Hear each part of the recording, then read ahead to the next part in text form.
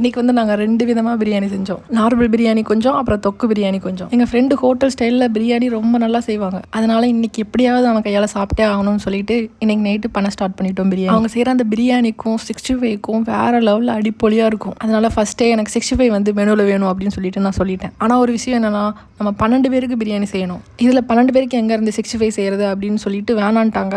நான் எப்படியோ கெஞ்சி கூத்தாடி 65 செய்கிறதுக்கு கறியும் வாங்கிட்டு வந்துட்டோம். மெயினாக எதுக்காக 65 வேணான்னு சொன்னாங்கன்னா, ஏன்னா நம்ம கூட இருக்கிறதுங்கெல்லாம் அப்படி. ஏன்னா 65 பொரிச்சிட்டு இருக்கும் போதே நம்ம பொரிச்சு போட்டுட்டு இருப்போம். அங்கே சைடில் ஒரு ரவுண்டு ஓடிட்டு இருக்கும். அப்படியே காலியாயிரும், எங்கடா அங்கே இந்த 65 காணோம் அப்படிங்கிற மாதிரி ஆயிரும். இந்த மாதிரி யாரெல்லாம் பண்ணுவீங்கன்னு மறக்காம கமெண்ட்ல சொல்லுங்க. அதனால 65க்கு ஒரு செக்யூரிட்டியை போட்டு வேலையை பார்த்துட்டு இருந்தோம். அப்புறம் ஒரு அண்டா பிரியாணி, நார்மல் பிரியாணி ரெடி ஆயிடுச்சு. 65யும் சைடில் பண்ண ஆரம்பிச்சிட்டோம். அப்புறம் அந்த 65 பாதுகாத்துக்கிட்டே எப்படியோ 2வது அண்டாவையும் பண்ணி முடிச்சிட்டோம். 2வது அண்டாவை ஓப்பன் பண்ணி பார்த்தா தொக்கு பிரியாணினாங்க. தொக்கே காணோம். அந்த தொக்குலாம் வந்து பிரியாணிக்குள்ளே ஊறிடுச்சு போல. அப்புறம் எல்லாத்தையும் பண்ணி முடிச்சுட்டு எல்லாம் ஒன்றா உட்காந்து சாப்பிட ஸ்டார்ட் பண்ணிட்டோம். ஒரே இலையை பெருசாக வெட்டிட்டு வந்து அதில் போட்டு எல்லாருமே ஒன்றா உட்காந்து சாப்பிட்லான்னு தான் பிளானு.